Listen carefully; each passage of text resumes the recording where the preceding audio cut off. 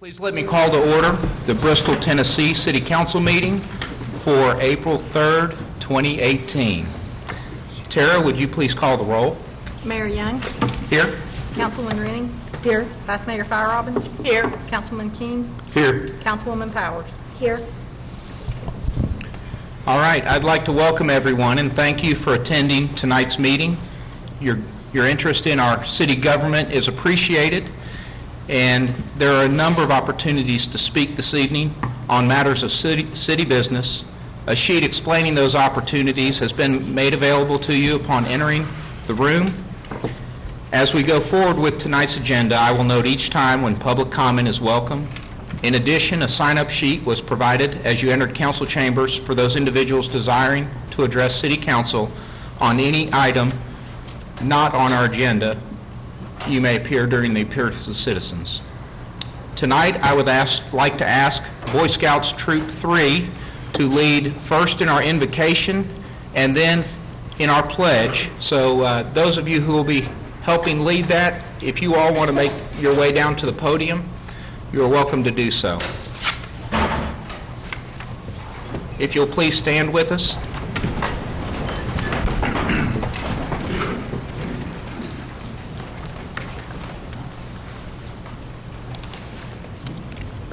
A scout is reverent. Heavenly Father, thank you for the gift of scouting. Bless the scouts and scout leaders. Lead them on a straight and worthy path towards you. Be with the leaders of our community and of our country. Grant them wisdom and discernment. Give them the strength and courage to stand for what is right and help them to understand what is best for the people. Help us to be better citizens of our community and of your kingdom. Show us what it means to serve and guide us as we help others. Thank you for your many blessings to us and lead us towards you. All this we ask in your name. Amen. Amen. Please join with me in the Pledge of Allegiance. I pledge allegiance to the flag of the United States of America and to the republic for which it stands, one nation, under God, indivisible, with liberty and justice for all. You may be seated.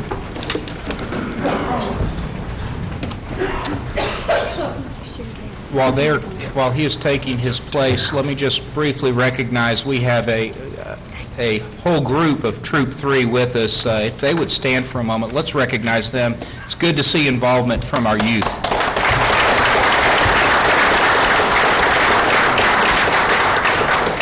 Thank you, gentlemen. Mr. Sora, do we have any items to add to tonight's agenda? No, Mayor, the agenda is complete. All right. We have 5 proclamations and 1 recognition on tonight's agenda. First, we have proclamation designating April 27, 2018 as Bristol Arbor and Earth Day. I will ask myself to read the proclamation, and Mr. Jeremy Stout from our Nature Center, who is our Nature Center manager, is in attendance to accept the proclamation.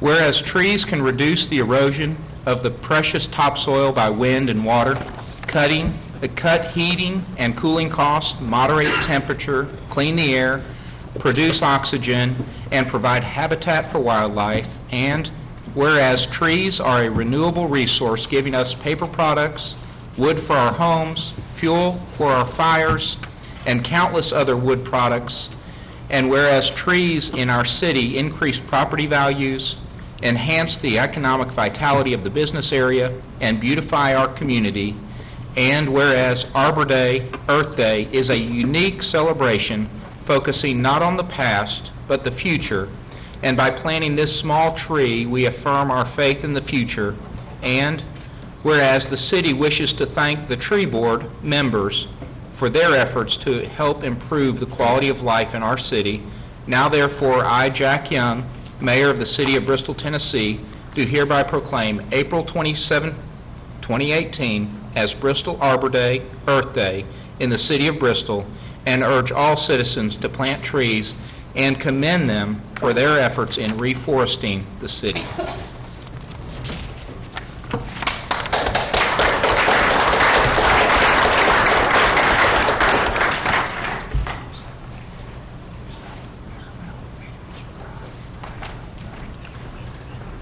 Thank you very much, Mayor Young.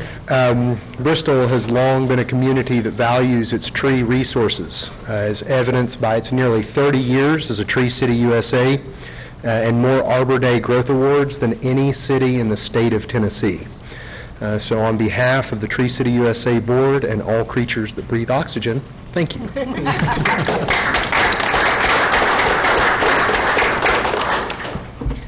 All right, next we have proclamation designating the month of April 2018 as Fair Housing Month. I would like to ask Councilwoman Lee Powers to read the proclamation, and we have Ms. Christina Blevins, Community Development Specialist, with us this evening to accept the proclamation. Thank you. You know, when you think of 1968, it was the year of a lot of events in our country's history. Tomorrow we'll celebrate, sadly, or we'll recognize, sadly, the death of Martin Luther King Jr., and all of that played into what this proclamation is all about. It's about a government taking a look at its people and determining what it needed at a specific time in history. Whereas April 2018 marks the 50th anniversary of the enactment of the Fair Housing Act, and whereas legislation passed by Congress in 1968 seeks to eliminate discrimination and opportunities and to affirmatively make housing choices available for all Americans, and whereas the ongoing efforts to ensure equal housing opportunity for all citizens is not the exclusive role of the federal government, but also requires state and local government efforts to combat housing discrimination as well. And whereas the City of Bristol, Tennessee utilizes the Department of Community Development to implement an effective and responsible fair housing program, and whereas it is the intent of this City Council to encourage the unified efforts of federal, state, and local governments in promoting housing opportunities for all Americans, now therefore our Mayor Jack Young, Mayor of the City of Bristol, Tennessee, does hereby proclaim April 2018 as Fair Housing Month.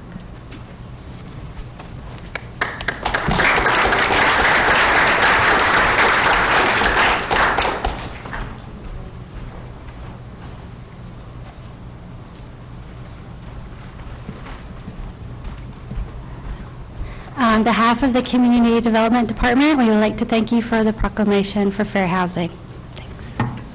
Thank you.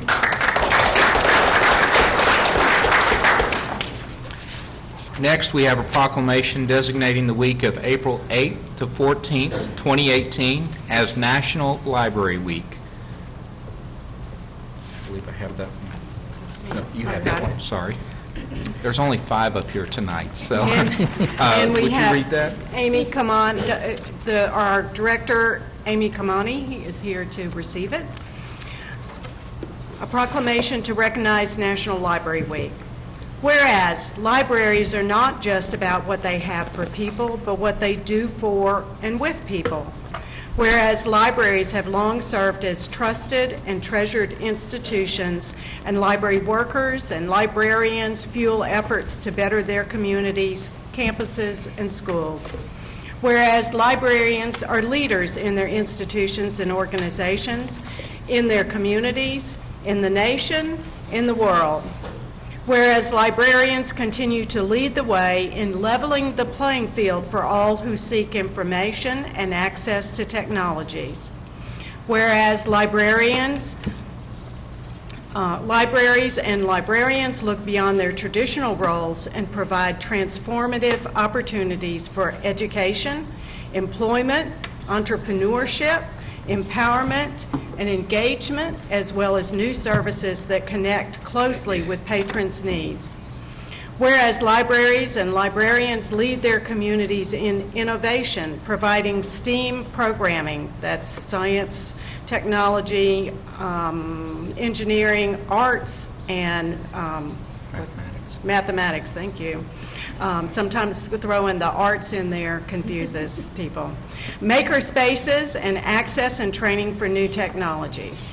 Whereas libraries are pioneers supporting democracy and affecting social change with a commitment to providing equitable access to information for all library users regardless of race, ethnicity, creed, ability, sexual orientation, gender identity, or socioeconomic status. Whereas libraries lead in working with diverse communities, including people of color, immigrants, people with disabilities, offering services and educational resources that transform communities, open minds, and promote inclusion and diversity. Whereas libraries, librarians, library workers, and supporters across America are celebrating National Library Week. Now, therefore, it's resolved that the Mayor of Bristol, Tennessee, does proclaim National Library Week April 8th through 14th, 2018, and encourages all residents to visit the library this week and explore what's new and engage with your librarian. Because of you and our experts in the library, libraries transform. This third day of April 2018. Jack Young, Mayor.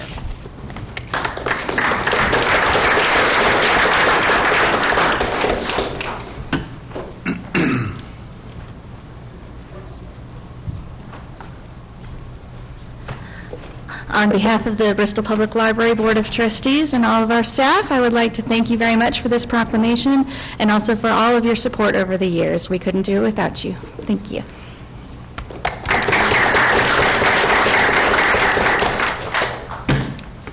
Next, we have a proclamation designating April 2nd through the 6th this week as Community Development Week, and I would like to ask Councilman Chad King to read the proclamation. Mr. Brian Rose and Ms. Christina Blevins are with us this evening to accept the proclamation.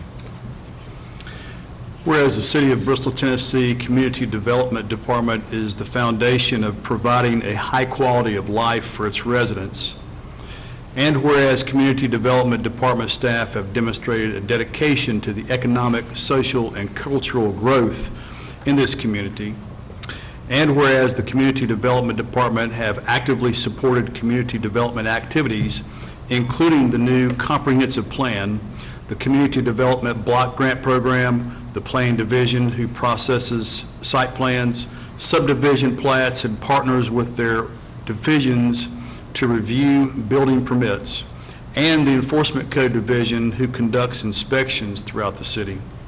Now, therefore, Mayor Jack Young does hereby proclaim the week of April 2nd through the 6th, 2018, Community Development Week in the City of Bristol, Tennessee, and encourage all citizens of Bristol to support community development activities this week and throughout the year, this third day of April 2018.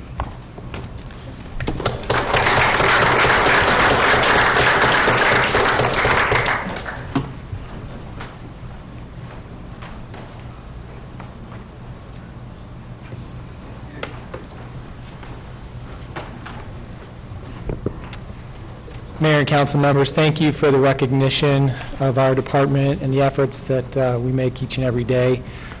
We do appreciate the effort that you provide to us because it helps us do our job better. So thank you.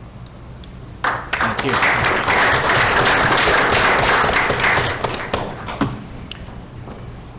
Our final resolution, or our final proclamation tonight, is a proclamation designating April 8th to 14th, 2018 as National Public Safety Telecommunicators 911 Dispatchers Week.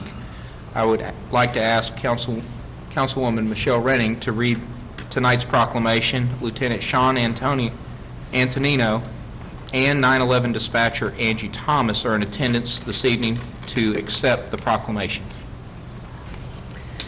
Whereas emergencies can occur at any time that require police, fire, or emergency medical services, and whereas when an emergency occurs, the prompt response of police officers, firefighters, and paramedics is critical to the protection of life and preservation of property, and whereas the safety of our police officers and firefighters is dependent upon the quality and accuracy of information obtained from citizens who telephone the Bristol, Tennessee Police Fire Communications Center, and whereas public safety telecommunicators are the first and most critical contact our citizens have with emergency services, and whereas public safety telecommunicators are the single vital link for our police officers and firefighters by monitoring their activities by radio, providing them information and ensuring their safety. And whereas public safety telecommunicators of the Bristol, Tennessee have contributed substantially to the apprehension of criminals, suppression of fires, and treatment of patients. And whereas each dispatcher has exhibited compassion, understanding, and professionalism during the performance of their job in the past year, therefore be it resolved that Jack Young, the mayor of Bristol, Tennessee, declares the week of April 8 through 14, 2018 to be National Public Safety Telecommunicators Week in honor of the men and women whose diligence and professionalism keep our city and citizens safe.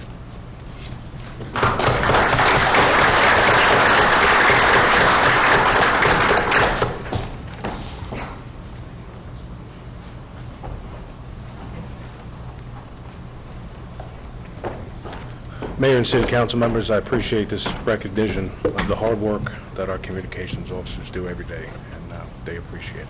Thank you very much. Thank you.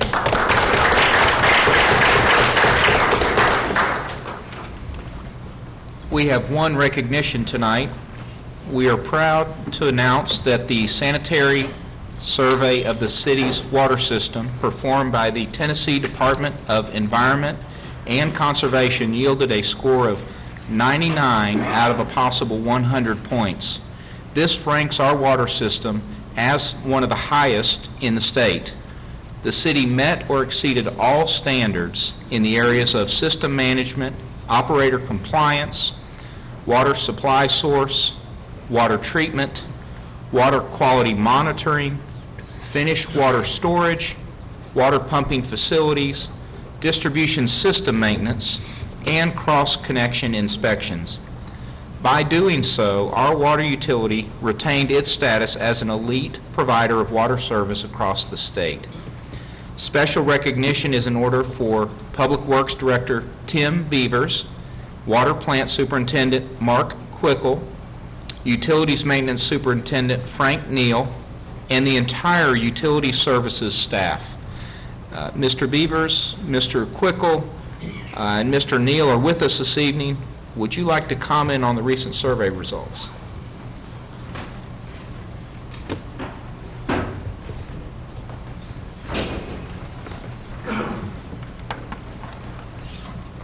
First off, I'd like to thank the mayor and the rest of the council members for this recognition. There's been a lot of work on our side of things that have gone into this, but we couldn't do it without your all support, as well as to you, Mr. Sora. So on behalf of the water plant personnel, Frank, his crew in water distribution, and Tim, we appreciate this recognition, and I'd like to say thank you, and we hope to continue the good work for the city of Bristol. Thank you. Thank you.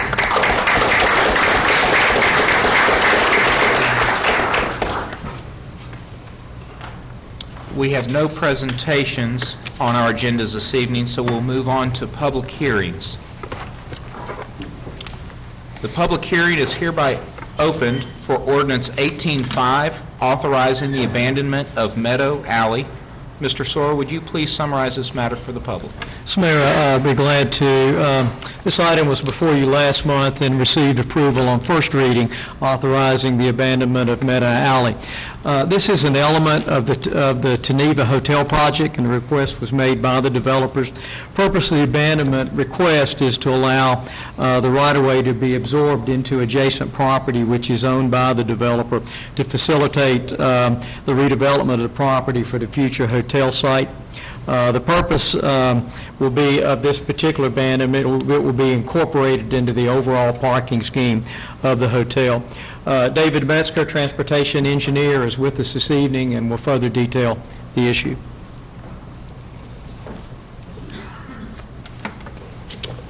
Good evening. As indicated just a moment ago by Mr. Sora, tonight is a presentation of second reading of the Ordinance 18-5 to abandon this dead-end alley that runs north from Shelby Street for about 140 feet. The properties on both sides of the alley are owned by the developer corporation that's going to be putting together the Tenable Hotel project. As you can see by this diagram, this shows the location of Meadow Alley in black running north from Shelby Street. As we said, it's a dead-end alley. It is a surfaced alley located between two buildings that are containing businesses on Shelby Street, and it dead ends in the property that's owned by the City of Bristol, where one of our interconnection pump stations is at that connects the Tennessee and the Virginia water systems. As Mr. Soar indicated, the purpose of this abandonment is to allow the redevelopment of this area as part of the larger development with the hotel property in that block. This aerial photograph shows the alley in question. This is taken from over by towards Cootie Browns, just south of Shelby, looking straight to the north. As you can see, this alley is not being used for transportation purposes at this time. This diagram here shows how the alley right-of-way situates relative to the rest of the proposed conceptual plan for the hotel project. The location of Meadow Alley is shown there in black. This is the location that is contained within the landscaping and parking areas. Because this alley does retain overhead and underground active utilities, our abandonment would be retaining easements for those utilities, and because of its location, keeping those utility easements will not adversely impact the project because it would be underneath landscaping or parking and not under structures. Previously, this abandonment had been considered and recommended for abandonment by the Planning Commission and by this body last month on first reading, and so therefore staff would like to recommend abandonment of this alley by passing of this ordinance on second reading this evening. So if you have any questions, I'll see if I can answer them. I have one question. What responses did you receive as this notice was sent out to the public or adjacent property owners? The developers of the hotel property are the only adjacent property owners other than the city itself. Thank you. Would anyone in the audience like to address council on this matter? If so, you can come to the podium, state your name and address before making your comments. All right. Seeing none and hearing none from council, this public hearing is hereby closed. So we will move on to first resolution of the night. Is that right? And this is public hearing, still in the public hearing section. Oh, sorry. All right, so the public hearing is hereby opened for Resolution 1825, authorizing the submittal of 2018-2019 Community Development Block Grant Action Plan to the U.S. Department of Housing and Urban Development. Ms. Christina Blevins, Community Development Specialist, is with us to present the plan to council. Ms. Blevins, would you summarize, please? Thank you, Mayor Young, members of council. I'm Christina Blevins. I'm your Community Development Specialist here for the city. My primary job with the city is administration of these two federal grants. I am pleased to present to you our draft action plan for the Home Consortium and Bristol, Tennessee CDBG programs. Okay, just a quick overview of CDBG program. You can read what's on the screen, but it was created by the Housing and Community Development Act of 1974. Bristol's CDBG program started in 1976, and we are what is called an entitlement community, which means that each year we receive an allotment from the federal government. That entitlement, basically, HUD looks at the extent of our poverty. They look at our population and the age of our housing market, and then they formulate a percentage of what will come to Bristol each year. And then, of course, the Bristol CDBG program is under the Community Planning and Development Division of the U.S. Department of Housing and Urban Development, community development here within the city. Okay, the three national objectives, and you can read those. Activities directly benefiting persons of low to moderate income, activities which aid in the elimination of slums and blight, activities designed to meet community development needs having a particular urgency. And for us, a minimum of 70% of our community development block grant funds must go to support low to moderately low income individuals. I'm happy to say that we meet and exceed that 70% limit almost every year. And normally it's 100% of our funding goes to low-income individuals. Okay. The numbers that you see up here are based upon last year's funding, $184,271. HUD has not actually published the numbers for this year, so this action plan is, of course, just a draft, and depending on the amount of increase or decrease from this allotment here, we will add or remove certain percentages. So as you see, last year's allocation was $184,271 again, and that will go into rehab, reconstruction, the YWCA daycare, demolition, sidewalk repairs, program administration, rehab and reconstruction administration, and then of course program carryover from previous years. And I have made a pie chart so you can, it's not showing up properly.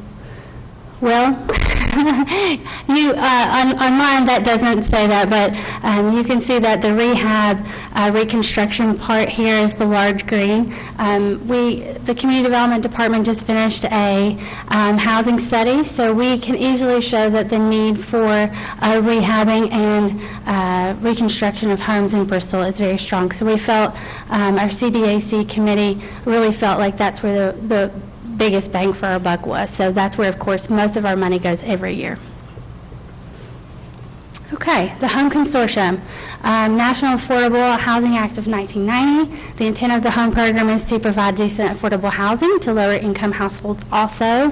Expand the capacity of nonprofit housing providers. We use what's called CHODOs, Community Housing Development Organizations, within the Tri-Cities to help us meet that goal. Strengthen the ability of state and local governments to provide housing and leverage private sector participation. Bristol started the consortium in 2003, and I'm going to show you. I'll show you how much money we've received at the end here. Our home consortium is a partnership. Bristol, Tennessee is the lead entity. However, there are several communities that participate in the consortium, not just Bristol, Tennessee. So we have partnered with First Tennessee Development District to become our administrative agent. Ultimately, Bristol, Tennessee does report to our Knoxville HUD field office. So it's very important that we keep good checks and balances on everything coming through our program. I will go ahead and tell you that participating jurisdictions include Kingsport, Johnson City, Bluff City, Sullivan and Washington counties in Tennessee, and of course Bristol, Virginia, and Bristol, Tennessee. You can see here, again, this is based on last year's allocation of $802,124, and each is actually broken up to a certain percentage based on their population. And that's not supposed to look like that either. But it is supposed to be broken up by each category, but I'm sorry. I'll get you guys a corrected version. Okay. So in closing, I wanted to tell you that CDBG has received over $12 million since 1976, and we've received over $16 million in our home fund since 2003. We're truly helping families in our hometown and our entire region. So if you're a citizen, where can you pick up this draft plan to look at it? Well, we have a copy at the Bristol Public Library, Bristol Housing, our Community Development Department, here at the Slater Community Center, and of course online at bristoltn.org. Be proud of our programs, as they truly are the lifeblood for many people in our community. And they're supposed to have a questions and thank you slide, but we don't. So if there's any questions, I'll be happy to answer them. Questions from council? You had shown that there was, just for general knowledge, because I'm unaware, the program carryover, $167,300 plus or minus. Is it actually carried over from year to year, or? It is. It's cumulative. So does that contribute to our overall amount, or do we have that amount in addition to what will be? In addition to, yeah, it sure is in addition to. And also, what's not really in there, but if we receive program income throughout the year, so say we've helped a property owner and they sell the house before their period of affordability, so 10 or 20 years is up, we also receive that funding, and that's called program income. And we have to use that money first and foremost before we use federal grant money. So when we receive money in, it's important to get it moving pretty quickly. So, thank you. And along that line, how long before those monies would expire if they were not used? Well, we like to say 2 to 3 years. I mean, we pretty much run through our money quite fast. Right. We could definitely use a little more money, a little more funding in Bristol. Would any? Oh, go ahead. What are some of the qualifications for citizens to qualify for the program?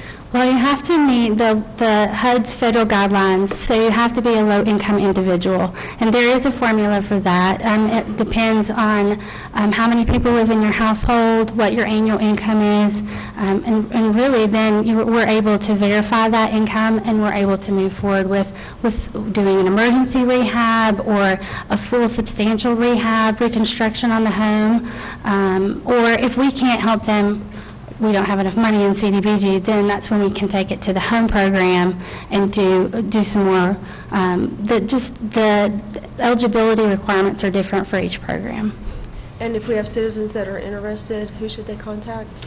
Contact the Community Development Department. Myself, the slide that's not here did have my name and phone number and email on it, but I'm on the city website under the Community Development Department.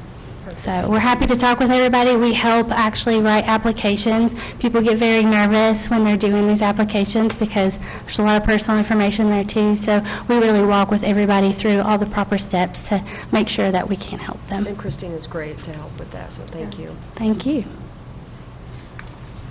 Would anyone else in the audience like to address council on this matter? If so, please come to the podium, state your name and address before making comments. All right, seeing none, this public hearing is hereby closed. Thank you, Ms. Blevins. Thank you.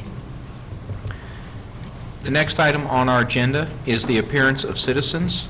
This section provides an opportunity for the public to address City Council on any matter that is not on the printed agenda for formal consideration. Comments are limited to matters of city business only.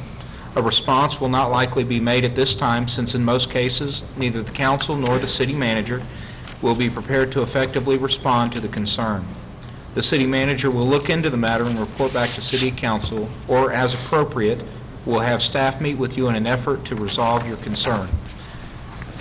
Comments are limited to 3 minutes per individual, and groups are encouraged to select a spokesperson to represent them. I have a list provided here, and the first name on the list, Ms. Whitaker. We'll get you a microphone. There have been 18, as of March 22nd, there have been 18 U.S. school shootings, which averages out to 1.5 school shootings per week. You are fully aware that Bristol, Tennessee has its very own explosively violent guy who rivals the explosive violence of the Florida school shooter who murdered 17 and wounded another 17. Authorities continue to advocate that if you see something, you need to say something to the police and to the schools in order to protect our children. Now that I have repeatedly informed my Bristol, Tennessee City Council,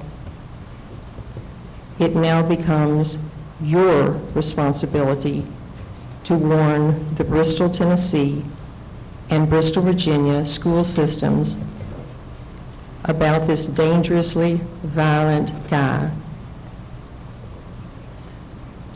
Broward Broward County Sheriff, the S is Sheriff, Broward County Sheriff Scott Israel said that the Florida school shooter could not have been stopped before the mass killing because the shooter had no previous arrestable incidents,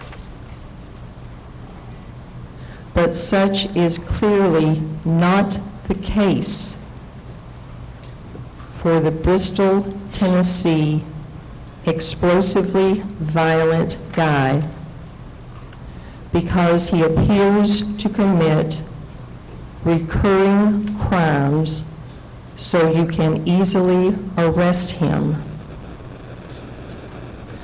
Then he will no longer pose this potential threat to Bristol's own children.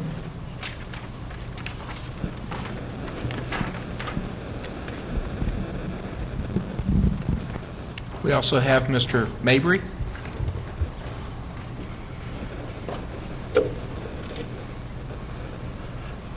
Mayor Young, City Manager Sorrell, entire City Council, let me begin by saying to Mayor Young, I did hear your interview this morning, Brad Davis, and we was impressed. And we'll speak with you on that at another time. But we are still here to register our complaint because we have not obtained the goal that we are looking for at the Sunnybrook subdivision.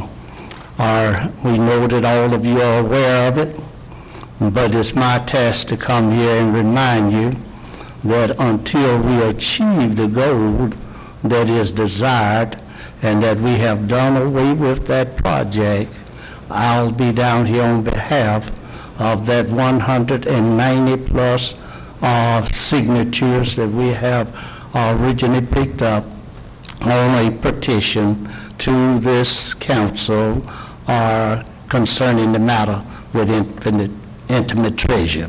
We're just here to reassure you that we have not gone to sleep at the switch, that we still are mindful of that project, and we are hoping that some kind of way we can soon get some resolve there.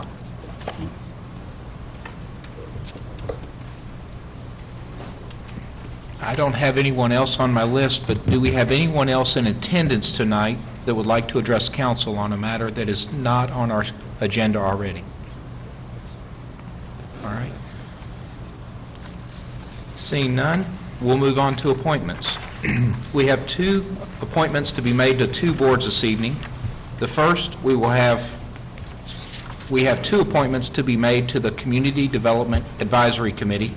The appointments will serve a 3-year term ending April 30th, 2021.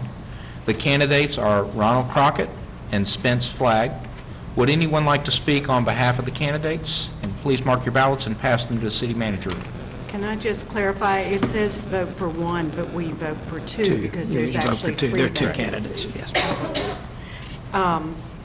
I think both of these have served 1 term and have done a good job with working on this committee. I think they've learned a lot. I think they've contributed a lot. And I know both of them enjoy working a lot with Ron Crockett on different projects. And I think Christina Blevins has really appreciated their input on the board. All right. Okay. Mr. Sword. Mayor Young votes for Ronald Crockett and Spence Flagg. Councilwoman Denise votes for Ronald Crockett and Spence Flagg. Vice Mayor Feierabend votes for Ronald Crockett and Spence Flagg. Councilman Keene votes for Ronald Crockett and Spence Flagg. And Councilwoman Powers votes for Ronald Crockett and Spence Flagg. Thank you for both of those men seeking reappointment and for their service in volunteering with our community. Next, we have one appointment to be made to the Sullivan County Board of Equalization.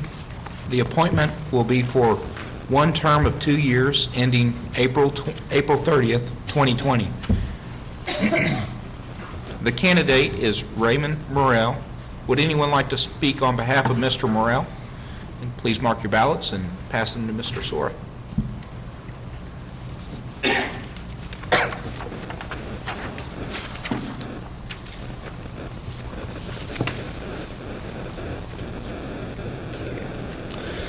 Councilwoman Powers votes for Raymond Morrell.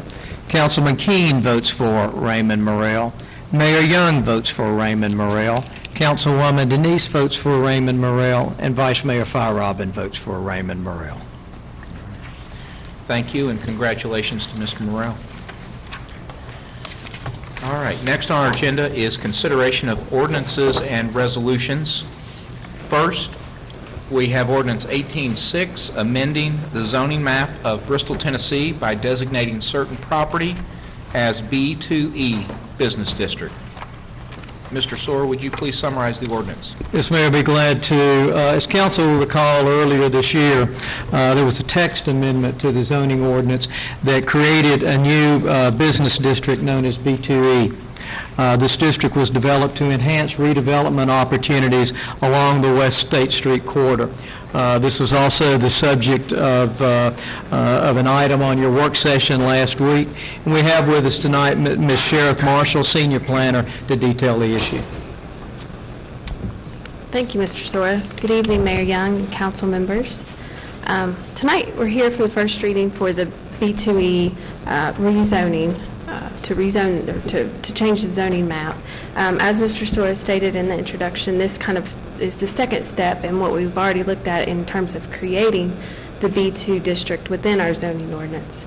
This project stemmed out of a 2017 Community Development Department goal, which was to evaluate potential redevelopment strategies for the West State Street corridor. The goal that we set out with in creating this B2E district was to encourage redevelopment that was compatible with the existing development patterns in the area. And as we talked, the process to create the B2E district was to create the text amendment to change the ordinance first, which has been done, and then the second step is to rezone the parcels within a proposed boundary, which is what what the first reading is for tonight. The purposes of the B2E district are to preserve the character and densities of this historically compact and linear area of the city, and to preserve the established character in a manner that allows existing development patterns to help establish future design and densities in the area. Here's a map that shows the proposed rezoning boundaries. The parcels that are within the bold red line are those parcels that are proposed for rezoning. They're currently zoned B3, and to the south of the proposed area is an area zoned RE, or established residential. To the east is B2, or the downtown area. To the west is B3. And then, of course, to the north is the Bristol, Virginia area, which is also zoned B3. Just a quick summary. I know you've heard this a couple times now, but a summary of what the B2E district includes. We proposed, when we created the text amendment, was to replicate a lot of the standards that are in the B2 or downtown area, and that's in terms of setbacks, building heights, signage, landscaping, and design standards.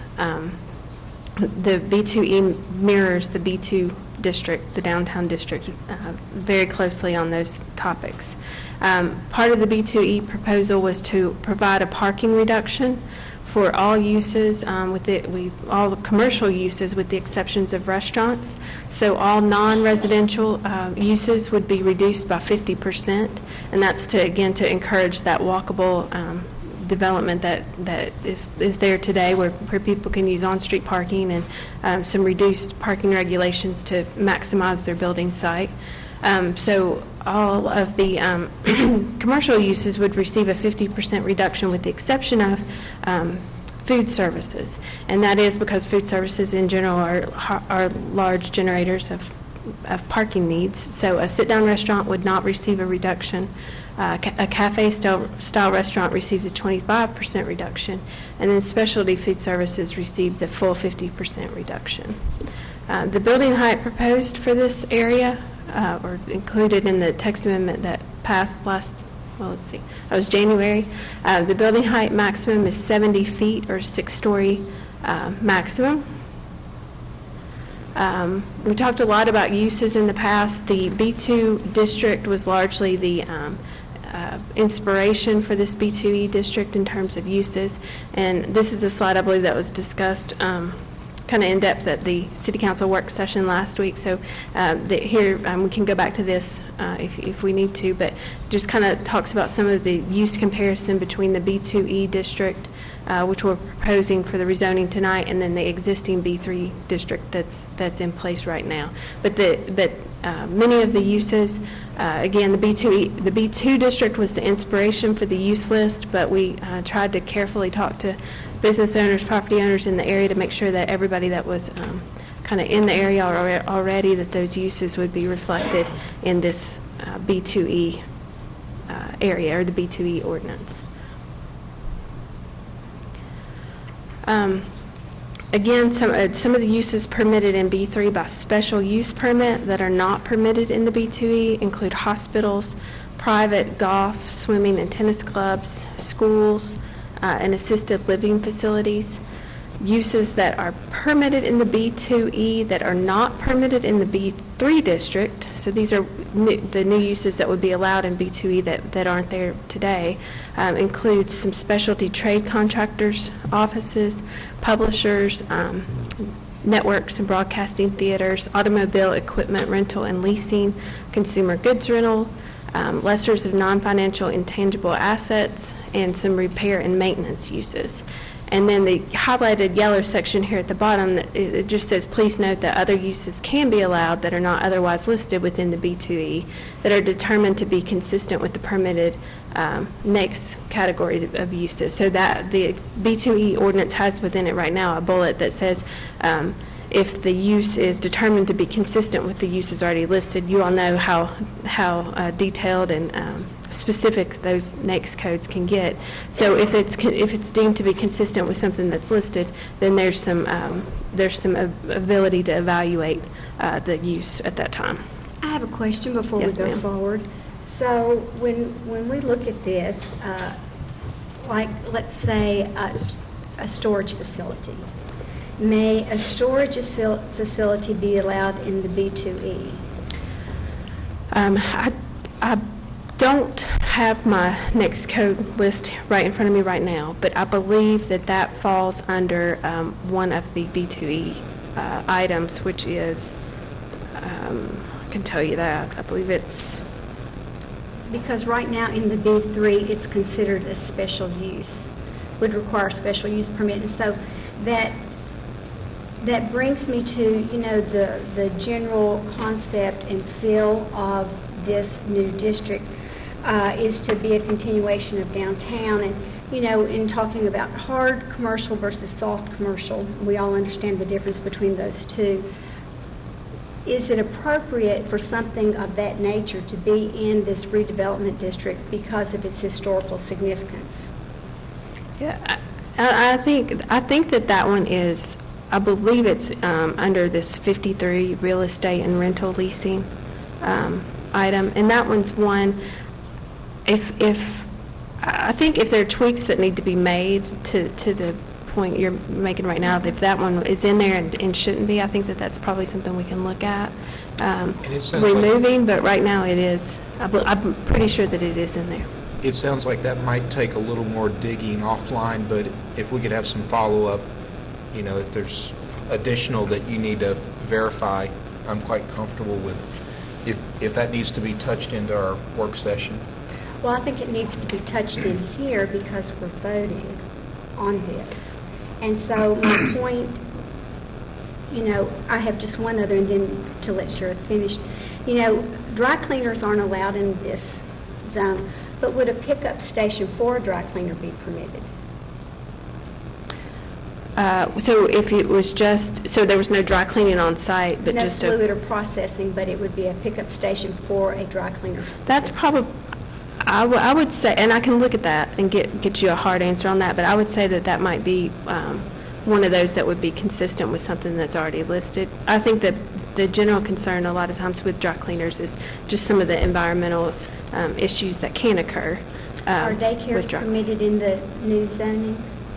I believe that they are included in the category that, or they are listed in the category that allows offices for physicians and similar uses. I don't think they're particularly spelled out, and that's when I would say we should consider, if there's a tweak to the B2E ordinance, that's probably one to also consider. Thank you.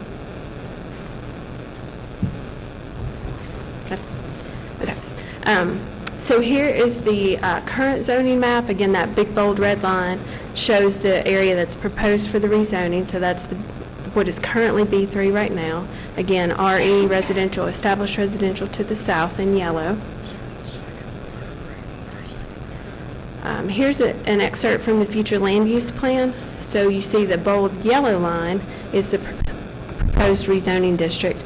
The areas in pink are commercial. That's the commercial land use classification on the future land use map, and the areas in yellow is the low density residential. So this bold yellow line includes some of the low density residential as the future land use map classifies it.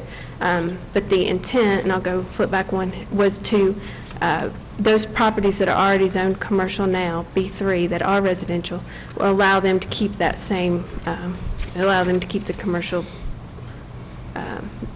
zoning classification as well. So not to have a little bit of a skip there between commercial and residential.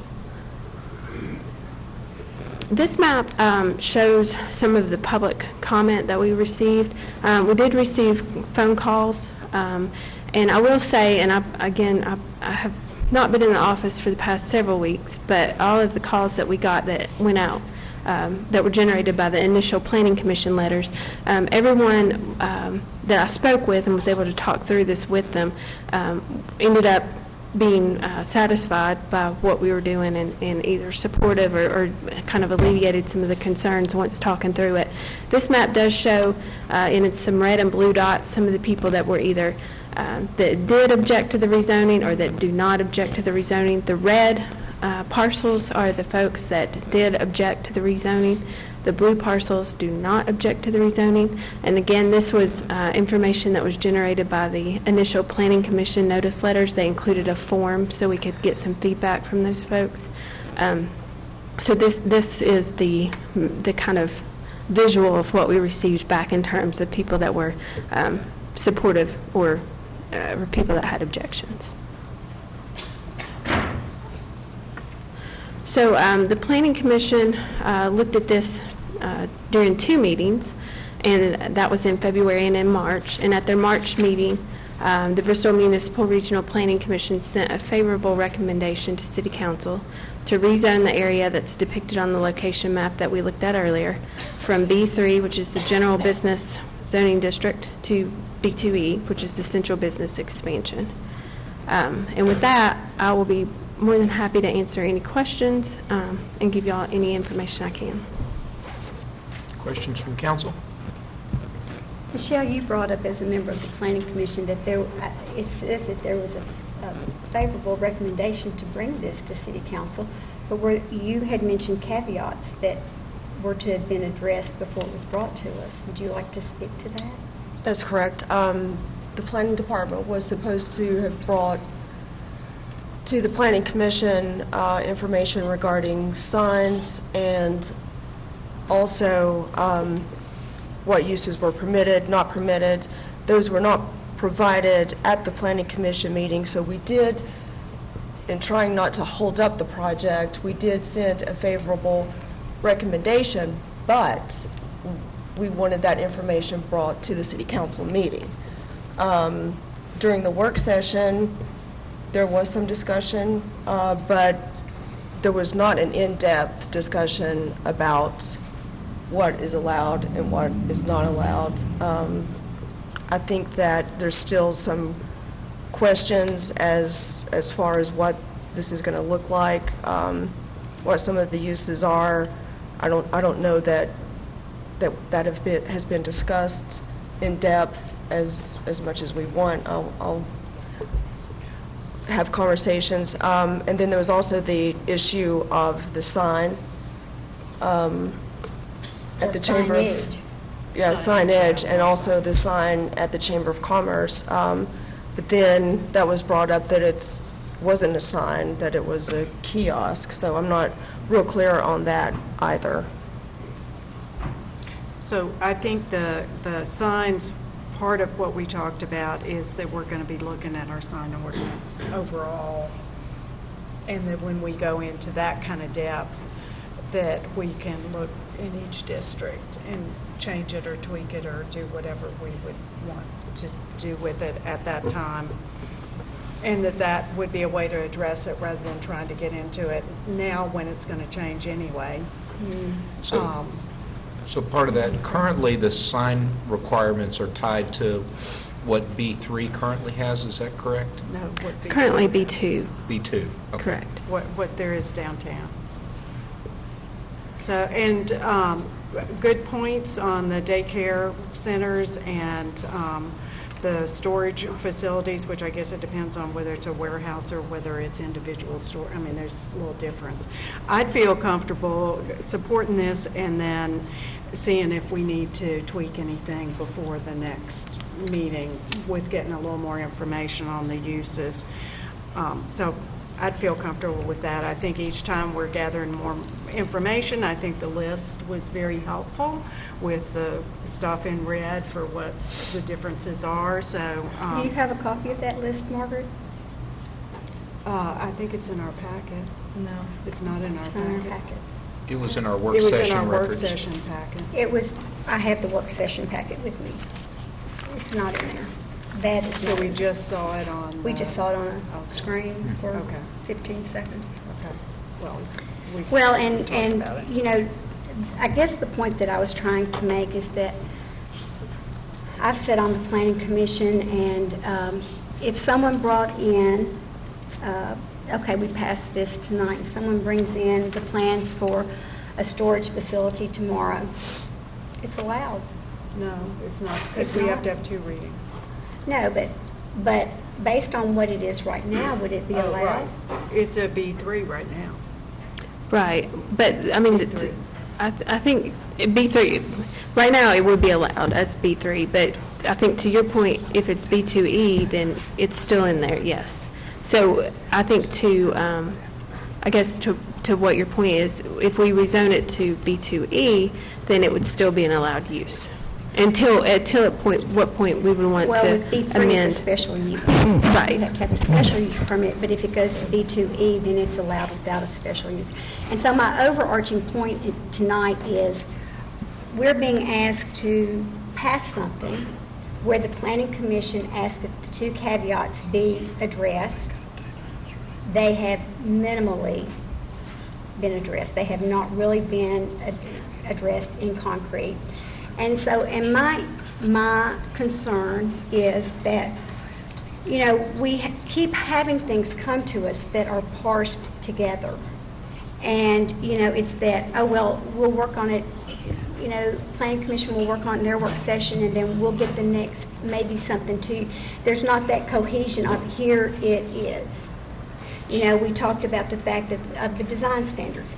Here they are as part of what can be allowed, along with the signage that can be allowed, and the setbacks that can be allowed, and the parking that can be allowed.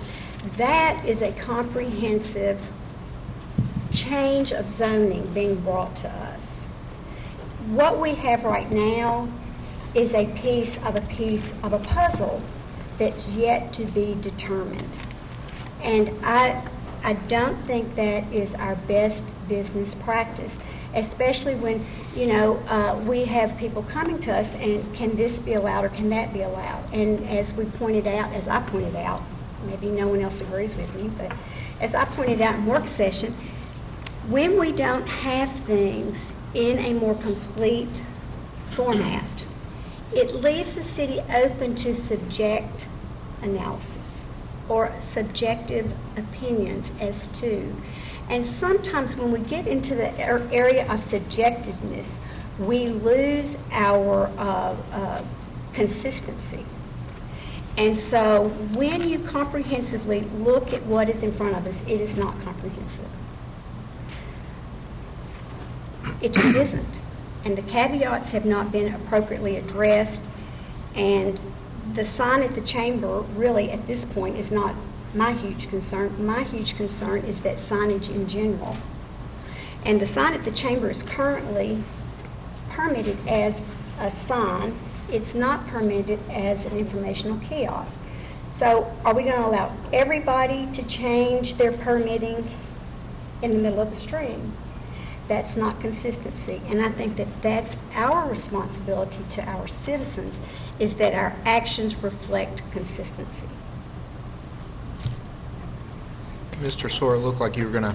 Yeah, I think we may be talking about two different things. The issue that you have before you is actually redoing the zoning map. What we've had dialogue on is actually amending the zoning text ordinance. And I think if that's the desire of council, the zoning text ordinance, or the text portion of the zoning ordinance should be reopened. And if that's the direction you want to go, and then hold anything on the rezoning map itself, if that's the pleasure of council. Well, so was the recommendation that was brought to us simply about the zoning map? Yes, and correct. no other part? That's correct. The text Yes. and nothing else? That's correct. So the text, as far as what may or may not be allowed, is in no way being acted on this evening. The text would have already been acted on. So the amendment to the zoning ordinance to create that B2E district has happened in January, at your January meeting. That's already cut. That's up. All So of tonight- those things that you listed that could or could not, that Correct. was part of January. Correct. Yes, ma'am. Why- So did we discuss that in detail prior to taking that vote in January? The Michelle? things that you brought up, we did We not didn't discuss. ask for it. We didn't ask for it till the planning commission didn't ask for that till Were this we made past aware of the text being included in what we voted on in January? Is that how that read? Was that all text included? Again, it referenced the NAICS codes, which are fairly voluminous. And it's like peeling an onion, and as you drill down as to what's permitted and what's not permitted. So that's the zoning text piece to it. If you want to go back and amend that or look at those individually, then it would be better just to go ahead and direct staff then to, and this should go back to Planning Commission to take a look at the permitted uses, and also signage, and deal with that with a zoning text amendment. What is before you tonight is simply a zoning map amendment. So why was the text brought into the conversation in work session to the degree that it was? It was requested information. Planning Commission. 'Cause I think so when it's looking at rezoning from B3 to B2E, the thinking of Planning Commission is, okay, now we've got real people being affected. How are they going to be affected? And some of that thinking didn't occur till it's like, okay, we're doing this. How's that going to affect people? So that thinking just didn't happen prior to for the other to get into. Also, I mean, I'm not a planner and I don't know the NACS code, but we did ask at work session that we have a work session on it for Planning Commission and City Council, that I think it's pretty complicated and it gets pretty much into the weeds, and there's also some figuring out sometimes with different things that go in different categories, etc. So trying to create the perfect code that fits everything probably in planning doesn't happen.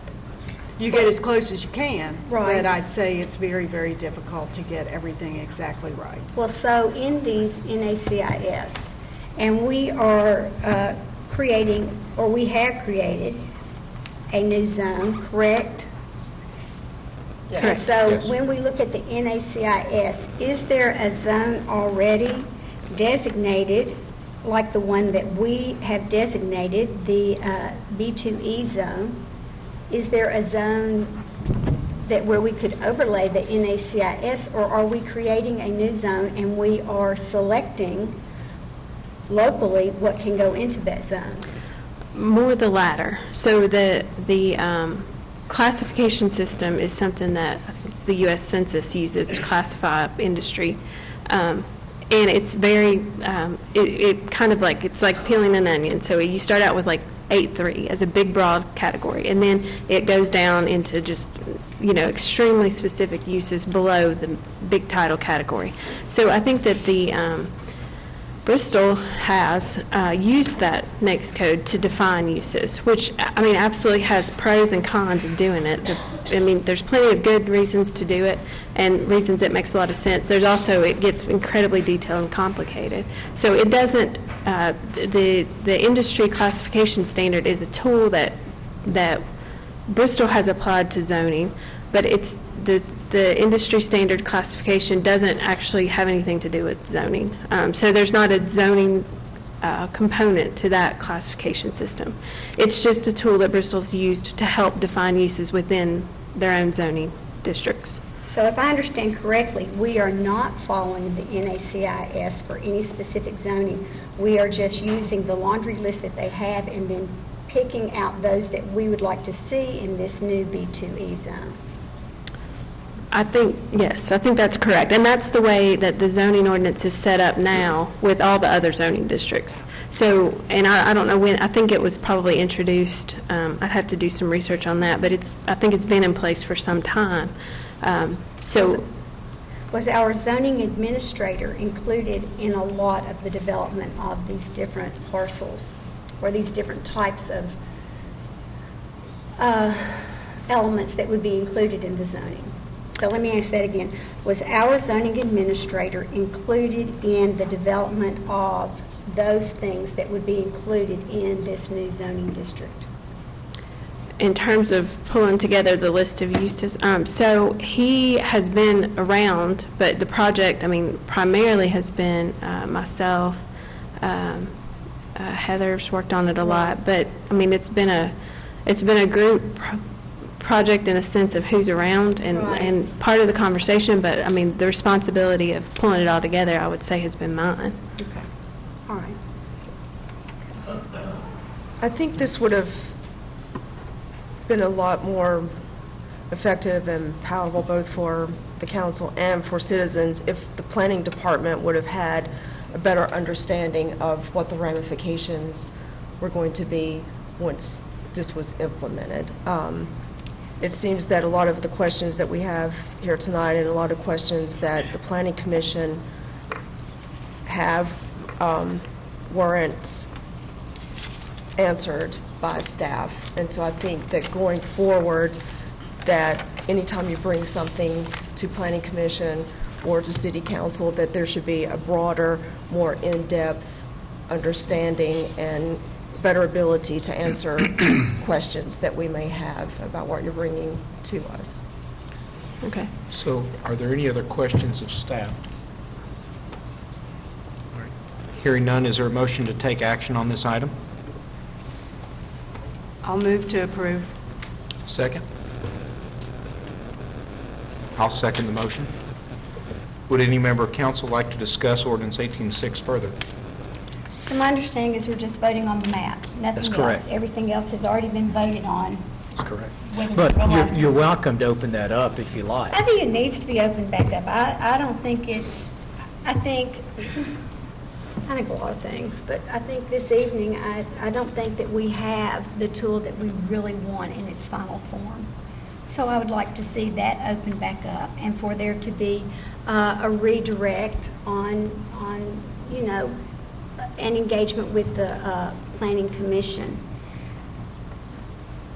I'd like to make the same comment that we need to get with the Planning Commission and get on the same page. Yeah. Several things, little loose ends that need to be tied up with this. So I would agree with that, Lee, and so the sooner the better. And I would just add that probably part of that would be good to have our planning 101 or whatever and have a little bit of understanding on how the NACS codes are used and anyway, so that we're not talking like this, so that, not understanding each other. Well, no, I get that. I don't think, I think that the NACIS allowed uses have been cherry-picked. I don't think that we have followed a defined, and I think that... That's what I would like for them to talk a little bit about, on how cities go about planning, and that's what, and it's based on our B2 zone that was done X number of years ago. So it's not just arbitrary, it's based on, and I'm sure that we can hear some rationale on some of it as well. And that's what I asked for at our planning session, is that we take as much as we can the subjectivity out of this, and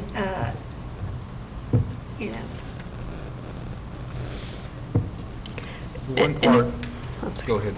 Well, no, and Staff interject. I was just going to say to that conversation, if I could just explain a little bit about how we went about it, is to take those B2 uses, bring them over, make sure they're correct, because in a couple cases there's some incorrect numbering in our zoning ordinance, which is something that needs to be revised and obviously corrected as we update the zoning ordinance. But we took that list, went through it, and then walked the district to see what uses we had out there in the field, to make sure, to see how we were impacting the people that were out there. We tried to have that community meeting, again, to offer the time to try to vet what we were putting out there. And then, we did work on it some with the Planning Commission, of course, to adopt the B2E ordinance. So I think that it would be nice. There's certainly some good points, and I think very much that some things that need to be looked at to amend it. But I think that it's difficult to get to the point of a perfect ordinance, and we can certainly go forward and work on those changes that you all have suggested. And I would just apologize. It's being out of the office. There's probably with getting you all the, I guess, the chart, getting the Planning Commission chart, there's some things that slip through that crack. So that's something that I certainly apologize for if it's caused a hindrance to this process. But we can certainly get on it and get it corrected and get you all, or get the Planning Commission, what you need to feel good about this. Well, I'm looking forward to moving forward. I recognize the fact that there have been some difficulties with this. And I think that moving forward, our expectation is that what we've talked about will be, straightened out. I'm not looking for perfection by any means. I'm looking for consistency that is not subjective. That's the bottom line of what I'm looking for. With one of the things I like about what we have with this ordinance is B2E is not currently used on any property in the city, and this is getting us closer to being able to use that. This ordinance is specifically about the property. You've heard a lot about what we're trying to do with opening back up an opportunity to define the zone a little more consistently, to use Councilman Power words. This is about the property. I'm comfortable because it makes it more business friendly compared to what B3 would require. They would have to have all these offsets and other things that in some cases would include green space next to roadside parking and some of those things. So I'd like to see this resolved. I hear definitely that the council, there's not a majority in favor of this at this time, but I think it's definitely prudent to see where we can resolve this and be able to move forward together. So, any further concerns? So just for clarification, we're only voting on the zoning map. Are we voting on any of the parking or the parking spaces or allowances for parking, or have we already done that? That's all been handled. That's all part of the zoning text amendment that was done earlier this year. Yeah, the district's right. Now, as I understand, though, you as a body would like to see the planning staff revisit that issue, both in terms of uses and in terms of signage with Planning Commission for potential zoning text amendments that may come forward in the future. Right. I think we want to be that we want like a joint, so we're all on the same page. So it's not happening there and then we missed out on It gets it. lost along the way. So, on the points, I know we've talked about the zoning, is, before we call for the question or consider a potential tabling, which tabling is not on the table right now unless there's a motion as such, but is there a willingness to proceed with the property map, the map amendment to what we have for B2E? Or is there a preference to wait until the zoning is amended? Well, in my to view, do the such? district's already been created. Yes.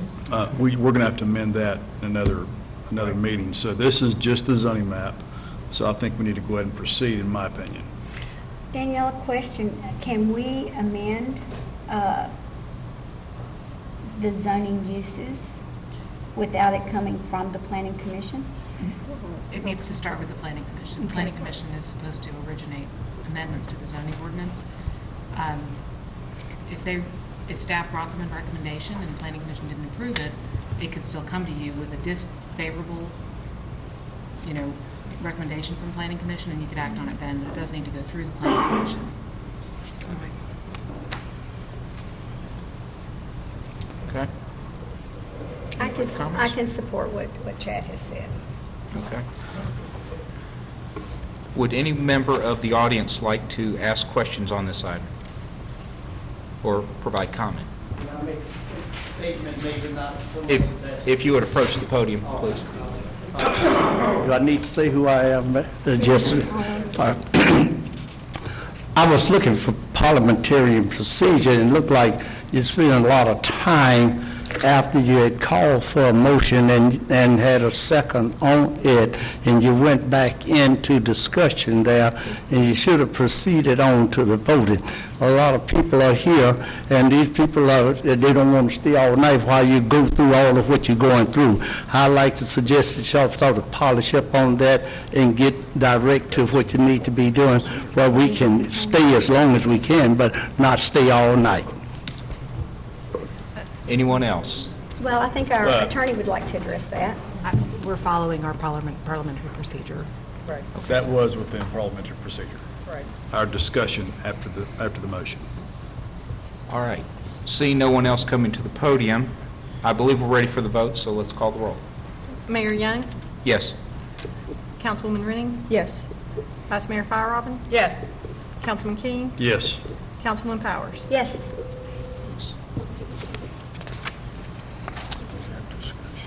Next, we have adoption of ordinances on second reading. And make sure I've got this right. Didn't flip two pages, just one. The next item on the agenda is a second reading of ordinance 18-5, abandoning Meadow Alley north of Shelby Street. Staff summarized this issue during public hearing earlier this evening. Does any member of council have questions for staff? Hearing none, is there a motion to take action? Motion to Second. Would any member of council like to discuss ordinance 18-5? All right. The public had an opportunity to comment on this issue during public hearings, so we are ready for the vote. Tara, would you please call the roll? Mayor Young, Yes. Councilman Renning, Yes. Vice Mayor Fire-Robin, Yes. Councilman King, Yes. Councilwoman Powers. I'll recuse myself. Thank you. All right. Next, resolutions. We have Resolution 1825, adopting a Community Development Block Grant Application Action Plan and approving the submittal of the grant application for CDBG and home funding. Staff summarized this issue during the public hearing earlier this evening. Does any member of council have questions for staff?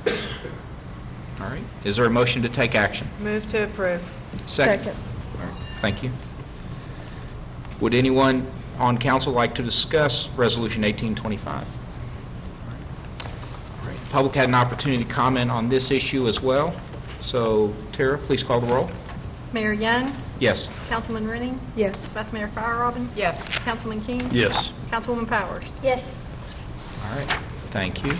Next, we have Resolution 1826, authorizing the sale of surplus real property located at 200 State Street. Mr. Sora, would you summarize for the public? Yes, I'll be glad to. This item was before you in your work session on March 27th. As council will recall, possibly 2014, the city acquired 200 State Street to avoid its demolition. They acquired it for a purchase price of $250,000. There were improvements made to it to preserve its structural integrity. One of those was the construction of a roof. We've had a proposal from Joanne Bianchi, who's associated with Lost State Distilling, for the purchase of the property for that purpose. The purchase price is $375,000, which does recover the city's investment in the property. Mr. Bianchi, both Joe and his son Nick are with us this evening. They spoke with you during the work session. I'll also make a brief presentation this evening so that the public's fully aware of the issue at hand. Okay, thank you very much, council members. We're here tonight with interest to purchase the building at 200 State Street.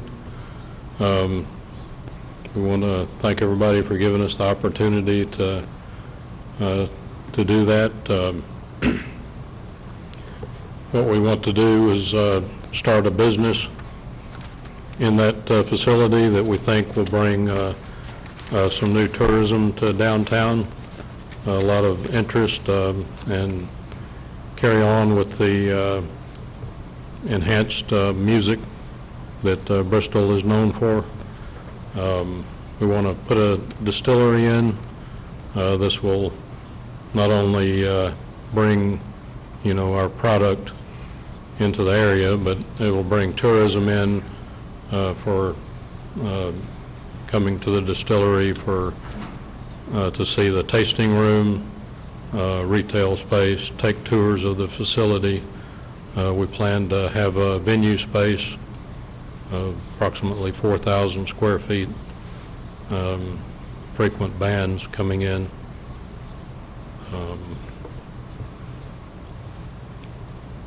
That's kind of our proposal for the short term, if you have any questions. This is an example of our fermentation room. We'll be using something similar to this, Cypress fermenters in our distillery. This is an example of some of the equipment that we are planning on purchasing. We have a variety of distillation equipment, pot stills, column stills, and this would be a representation of a tasting room where people can sample the product, and in the background have a visual of the process that's going on, take tours of the facility. Are there questions for the Bianchis or for staff? I have a couple of questions, and thank you for doing the presentation at our work session. That gave us opportunities. Just wanted to check, I assume that the distance between the child care facilities and the church have been looked at and everything's good with those. They qualify. I think the buyer had that responsibility as part of their due diligence. The state regulates both child care as well as distilled spirits through their ABC. So as far as any setback issues, it would be best addressed to a different group. So y'all explored all that, and everything's good with the state, with the regulations? Yes, we meet the state and city zoning requirements for the distance requirements between the daycare facility. The church is in excess of the distance anyway, but it's in another state, so it really wouldn't apply. Interesting. Thank you. Okay, thank you. Any other questions for staff or Bianchi? Thank you very much. Is there a motion to approve this item? Motion to approve. I'll second. All right. Who would like to discuss Resolution 1826? No. When we look back a few years ago, the idea and the reason we purchased this was to help preserve this historic facility, and that involved putting the roof on it and also doing a little bit of other care to it. And now it's an opportunity to be able to put that into private sector hands, and it looks like they have a business plan to put it to good use, as opposed to some of the alternatives that potentially would have included bringing it down to the ground. So keep that in mind as we have this vote. And question, so the Christmas tree is permanently up there, they just have to plug it in, is that correct? Okay. That's, I don't think we officially can make that part of the contract, but that's a Goodfellas agreement that y'all will put that back up again. They might do a better job, decorate it more. Sorry, Terry. The tree is great. I mean, where does it come from? All right. Would any member, we've gotten our questions in, gotten our discussion. Would any member of the public like to comment on this resolution before us? All right. Seeing none, I believe we're ready for the question. Tara, please call the roll. Mayor Young? Yes. Councilwoman Rennie? Yes. Vice Mayor Fryerobin? Yes. Councilman King? Yes. Councilwoman Powers? Yes. All right. That brings us to consent agenda tonight. Mr. Soar, would you please read the items on tonight's consent agenda? Yes, Mayor, I'd be glad to. We have the minutes from the March 6, 2018 City Council meeting. We have the minutes for the March 27, 2018 City Council work session. We have Resolution 1829, approving an agreement for professional services with AMEC Foster Wheeler Environmental and Infrastructure for MS4 permit stormwater issues. Resolution 18-30, resolution authorizing an agreement for engineering services for the Lakeview Drive Pump Station improvements. Resolution 18-31, resolution awarding a bid for sodium hypochlorite. Resolution 1832, awarding a bid for the purchase of tactical ballistic vests. Resolution 1833, approving the payment of invoices from Bryan, Pendleton, Swats, and McAllister, LLC for consulting services. Resolution 1834, changing the date of May 2018 regular meeting of City Council. Would any member of council like to remove any item on the consent agenda? All right. Do I have a motion to approve? Motion. Second. All right. Tara, please call the roll. Mayor Young? Yes. Councilman Rennie? Yes. Vice Mayor Fryerobin? Yes. Councilman King? Yes. Councilwoman Powers? Yes. All right. This brings us to our Board of Education liaison report. We have Dr. Gary Lilly, who's joined us this evening to share an update. Good evening. So when the students came back from spring break, our 11th graders were treated to the ACT exam. So they took that, but everybody at the high school worked on either the ACT exam, the actual exam, or ACT practice test, or the ACT work keys. Now, the purpose of the ACT exam is to determine college readiness. The purpose of the Work Keys exam is to determine career competencies, and those can lead to the National Career Readiness Certificate, or NCRC. So on that day that we did all that, we had 199 students take all three of the Work Keys exams, which include applied math, workplace documents, and graphic literacy. Of those, 37 scored 6 or 7, which is at the platinum level. And that means that they have the skills needed to be successful in 99% of the more than 20,000 jobs that have been profiled by ACT nationwide. Another 47 scored level 5 or gold, and that means they have the skills needed to be successful in 90% of those jobs. So we were very proud of that, and given the performance level of our students, we now meet the Sullivan County Work Ready Community goal of having an emerging workforce earning the NCRC. So that was a good thing.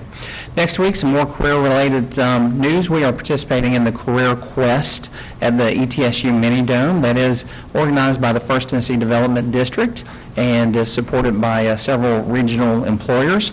And so we'll be taking students to see demonstrations and learn more about several industry sectors, including advanced manufacturing, construction, healthcare, and IT. So that is another good opportunity for our students. And to prepare students for college and career, we like to get them early. So on April 19th, we have our preschool and kindergarten registration. And that's going to be from 3:30 until 6 p.m., and that's at the home school of where the child would attend, and parents will get to meet teachers and get lots of information. So we're looking forward to meeting those folks. Thank you. Thank you. Before we jump into the city manager's report, I would like to thank Ms. Beth Reinhardt for being with us tonight, and also from the Bristol Chamber, and then also from Bristol Baseball, Mr. Malin Luttrell. So thank you both for joining us as well this evening. City manager's report.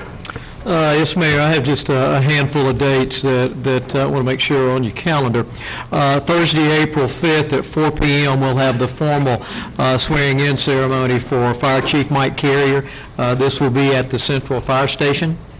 Also on Friday, April 6th at noon, we'll have the presentation by the Paramount Center for the Arts Economic Impact Analysis for our community. That will be in our annex conference room. Also, Saturday, April 14th and Sunday, April 15th, we're going to have a little racing in town.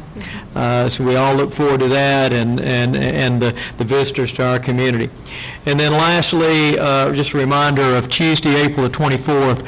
This will be a much longer work session in which we'll deal with our fiscal 2019 budget. It will commence at 10 a.m. And it will be in the Nature Center classroom at Steel Creek Park. All right. City council comments. I'll go first and follow up with some other dates as well. An ongoing conversation that City Council has and our staff is with our businesses, what their needs are. And we have, as council members, mostly our staff is continually talking with businesses, seeing what their needs are, and we still have a need to hire folks. So our fourth annual hiring expo is coming up at Bristol Motor Speedway, May 24th. And I got to tell you that the first hiring expo that we had 3 years ago was really a tough task for our staff. Our economic development team, headed up by Tom Anderson, our public relations team, headed up by Terry Talbot, really came through, and it was an extreme success the first go-around, so much so that we had one just a few months later, about 6 months later, and followed up on one last year and one that's coming up here. So I want to say thank you for all your hard work and the results that have come from that. We again ask our staff members to come through in the form of a small business festival that will be conducted May 3rd, 4th, and 5th.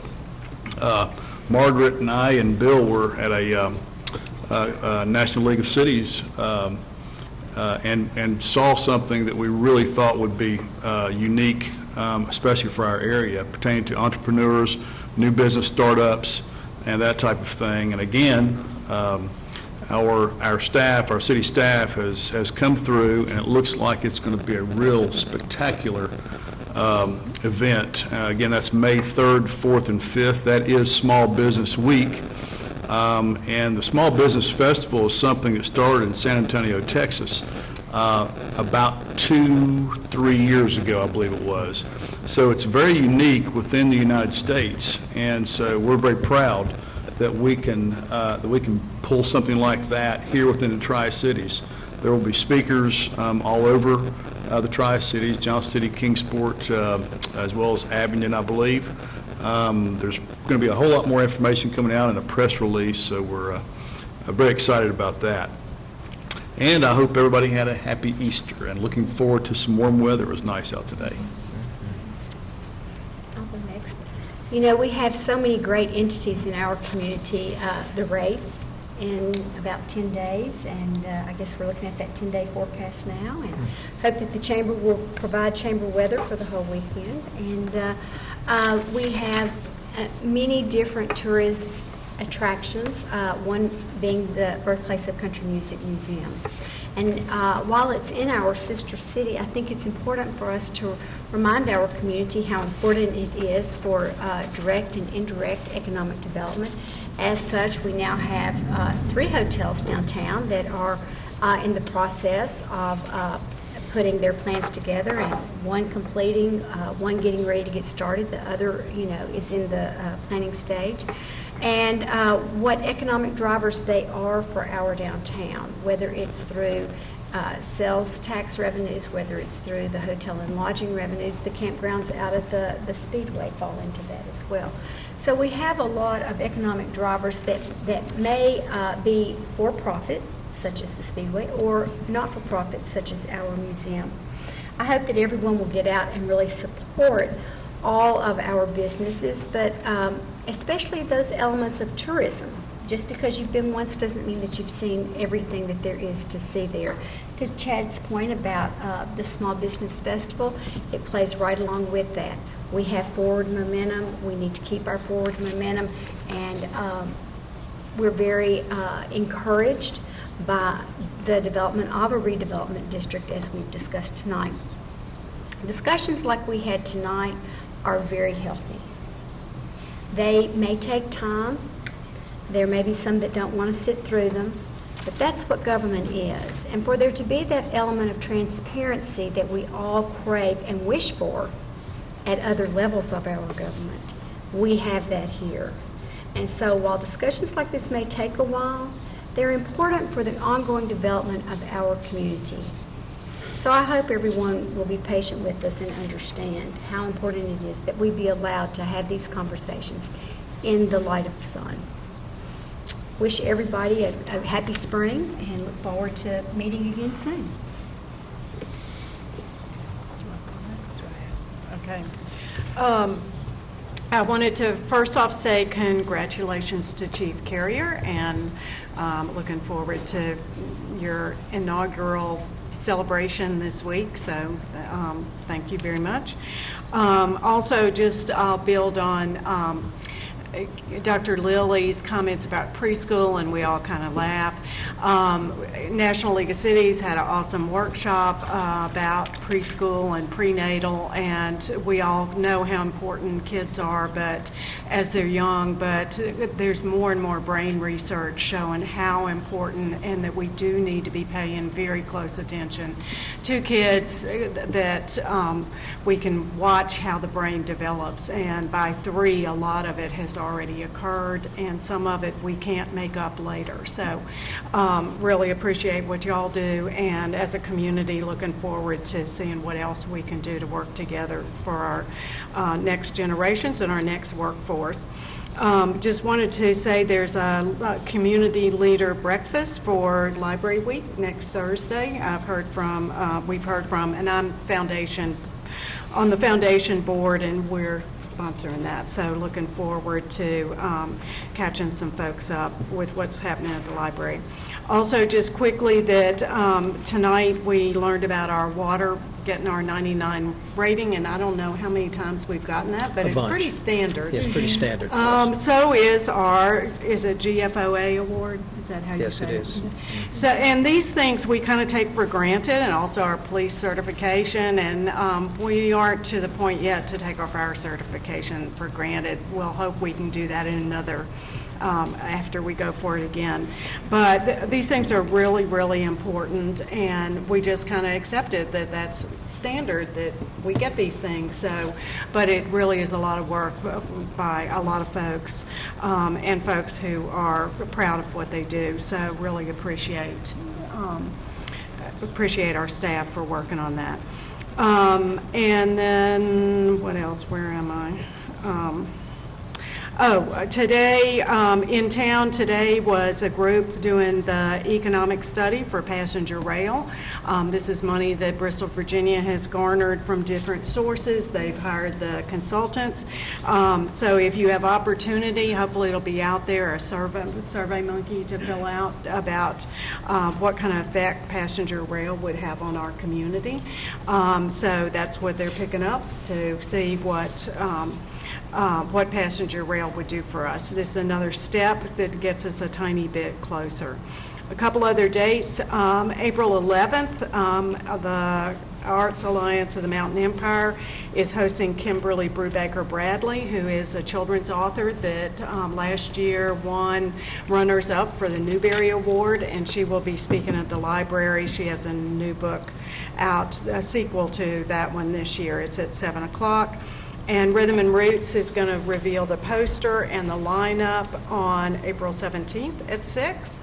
And then the last thing, maybe y'all already have it on your phones, but at our house we just discovered Go Vote Tennessee.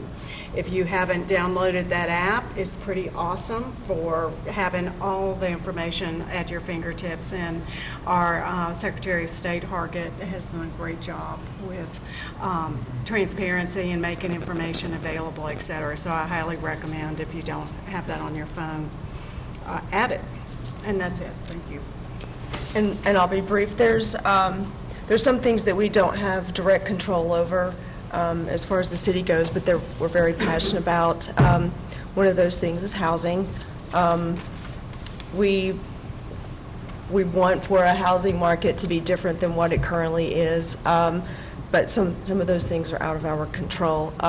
We do know that the cost to build new houses is very expensive. We're very fortunate that we have some dollars available for citizens who need some repairs, maybe can't afford it, elderly folks that need some things done. There are monies available, so please give us a call. We would love to help you do some repairs around your house if we're able to. Also along the lines of housing is the new B2E district. One of the things that we hope for is that housing will develop in that area. We would love to have a more walkable city, including having some housing down there. Another thing that we don't have direct control over is economic development, but we do want to create an environment to be business friendly, and we do know that small businesses deserve our utmost respect and customer service, and anything that we can do for our small business owners, please feel free to contact us. Let us know what we can do to be more helpful. And again, the B2E district is something where we want more businesses to locate. We would love to see some more small businesses open up in that district. Another thing we don't have direct control over is education, but we do think it's extremely important. Dr. Lee does a great job with their school systems. Thank you for bringing up about the preschool. And then something else that you may want to start thinking about if you're an adult, if you would like to go back to school, the Tennessee Reconnect program. Fall classes will be here before you know it, so if you have any interest in going back to school, if you're an adult, I went back to school as an adult, and it made all the difference in my life. I highly encourage. It benefits you, your family, your friends, everybody around you in the community at the end of the day. The things that we do have control over, the water, of course, always does a great job. We're very thankful that we have that system. And again, appreciation to the 911 system. Sometimes emergencies do happen, as the police and fire department know, and those people are key in relaying information, and so we appreciate that. And this was a great Easter. I hope everybody had a really good time with your family, and thank you guys for supporting us and what we do. Anything that we can do better, please reach out and let us know, and thank you for your support. One thought tonight, as our city manager reminded us, we have a race in April, and it's good to have an April race. Many of us remember the March races and some of the weather that accompanied those that made it challenging. And April has had some of those challenges too, but it's a great opportunity. The top two industries in Tennessee, number one is agriculture, number two is tourism. There's a lot of people who come from around the world to come to Bristol Motor Speedway, and it's a great opportunity to have such a jewel, and there's a lot of people who get involved, whether it's volunteering or working down there, and trying to help make Bristol a great experience for all those who come for the race. So for all of our public service folks, and I know that's not just police and fire, that's public works, traffic. You saw Mr. Metzger earlier with his, you didn't see his thick book of contingency plans for traffic challenges, but I want to thank all of them ahead of time for all the work that goes into that to make it look so seamless and to minimize the traffic problems that we have, considering what it could be if we didn't plan like we do. And thank the Speedway again and their team for, as Mr. Byrd always used to challenge, exceeding expectations. So I plan to see many of you at the races. And with that, we will be adjourned.